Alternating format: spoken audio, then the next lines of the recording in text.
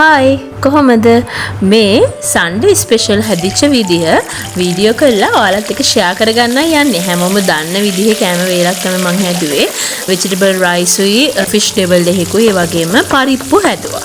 ඉතින් මේ vegetable rice එක හදන විදිහ ඉතින් හැමෝම දන්න vegetable rice හදන විදිහ. ඉතින් මේ මං හදන විදිහ එක එක්කෙනා හදන විදිහ ඉතින් එක එක්කෙනාට ආවේනිකයි. ඉතින් මේ සුදු ලුණු ඉඟුරු කරපිංචා ඒ ටික දාලා තෙරේ බැදලා ඊට පස්සේ ලුණු ගෙඩි භාගයක් තමයි මම මෙතන පාවිච්චි කරන්නේ. ගෙදර කැරට් සහ මාළු මිරිස් විතරයි තිබ්බේ. එළවලු වලට බෝංචිත් තිබ්බ. මම ඒ වුණාට ඒක vegetable rice එකට දැම්මහම ඒ එන ටේස්ට් එකට එච්චර කැමති නැහැ. නිසා බෝංචි පාවිච්චි කරේ නැහැ. පහේ විදිහට පාවිච්චි කරා අමුතුන පහ ගම් මිරිස්, මිරිස් කෑලි මිරිස්, මිරිස් කුඩු චුට්ටකුත් දැම්ම පාට එන්න, කහ කුඩු චුට්ටක් දැම්ම තව පාට ලස්සන වෙන්න. ඒ ටික දාලා රස හැටියට ලුණු ටිකක් දැම්මා. ඒ අතරතුරේ මම කැරට් කපනවා මාළු මිරිස් කපනවා. ඉතින් මේ ලුණු චුට්ටක් දාලා ඊට පස්සේ සෝයා සෝස් චුට්ටකුත් පාවිච්චි කරා. පොඩ්ඩක් දන්නේ නැද්ද රස කඩේ හැදුව විදිහට තියෙන්න එපා ඉතින්. ඉතින් කැරටුයි මාළු මිරිසුයි මම ටිකක් අමුවට තමයි එළවලු දැම්මහම ගන්නෙ. එළවලු බත් එකට. ඉතින් ඊට පස්සේ මම කලින් උයාගෙන තිබ්බ බාස්මති සුදුහල් වලින් හදාගත්ත බත් එක තමයි ඊළඟට මේකට එකතු කරගන්නේ.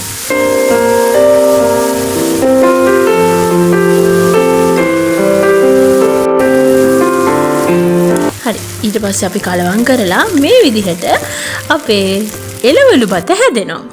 ඊළඟට මම යන්නේ මාළු වලින් පොඩි ඩෙවල් එකක් හදන්න. හැබැයි හැමතිස්සම හදන විදිහ නෙමෙයි. මේ අමුතුන පහ මිරිස් කුඩු, ගම් මිරිස් කුඩු, ලුණු කුඩු චුට්ටක් එහෙම දාලා අත ගාලා තියාගත්තා මුලින්ම. ඊට පස්සේ පොල් තෙල් ටිකක් චුට්ටක් විතර වැඩිපුර දැම්මා. බැදෙන්න ඕනේ. හින්දා එකපාරම මම මාළු ටික බදිනවා. බදලා ඉපත පෙරලන තමයි මගේ අදහස මේ වෙනකොට. ඊට පස්සේ මාළු ටික බැදෙන්න දැම්මා.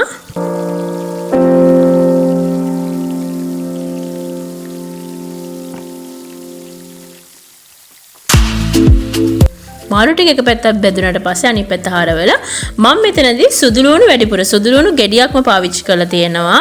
හැබැයි ඒක මම චූටියට අඹරලා නැහැ. පොඩ්ඩක් කෑලි හැපෙන විදිහට තමයි සුදු ලුණු පාවිච්චි කරලා තියෙන්නේ. දැන් අනිත් පැත්ත හරවපු මාළු කෑලි වල ගෑවි දැවටෙන විදිහටම සුදු ලුණු බෙදෙන්න මම සුදු ලුණු දැන් මේ වෙලාවට දැම්මා. ඒ වගේම ඉඟුරු පොඩි කෑල්ලක් දැම්මා. ගම් මිරිස්, කෑලි මිරිස්, ඊළඟට කහ කොඩු ටික පාවිච්චි කරා. දැන් මට ඕනේ මේ සුදු ලුණු ටික පොඩ්ඩක් සුවඳ එන්න බෙදෙන්න. ඊට පස්සේ කරපිංච ටිකක් දාලා මේ ටික බැදෙන්න තිබ්බා. තව චුට්ටක් අර සුදු ලුණුත් එක්කම තමයි මම අනිත් පැත්ත හරව බැද්දේ. දැන් මේ දෙවෙනි පාරට මං ඇත්තටම කිව්වොත් මාළු බෙදුනට පස්සේ ඒක එළියට අරගන්නේ නැතුව තමයි මේක තාච්චියෙම තමයි හදන්න මේ පුරුදු වෙලා ඉන්නේ. ඊට පස්සේ ලුණු පොඩ්ඩක් තමයි මම දැම්මේ. ලුණු පොඩ්ඩක් මොකද මම මේකෙදි හදන්නේ garlic devil කිව්වොත් garlic fish devil. එහෙම කියලා කිව්වොත් ඒ වගේ එකක් තමයි හදන්නේ. එතකොට මාළු මිරිස් ටිකක් කරල් දෙකක් දැම්ම. මේ විදිහට අවසානයේදී මගේ garlic devil එක ආවා.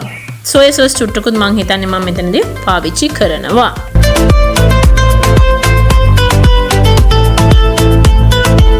ඊළඟට ඒකට හොද්දක් ඕන හින්දා පරිප්පු චුට්ටක් ඉරට හදාගත්තා. ඔන්න දැන් ඉතින් අපි කන්න කෑම එක බෙදාගමු. vegetable fried rice. ඊළඟට garlic fish devil. garlic fish devil.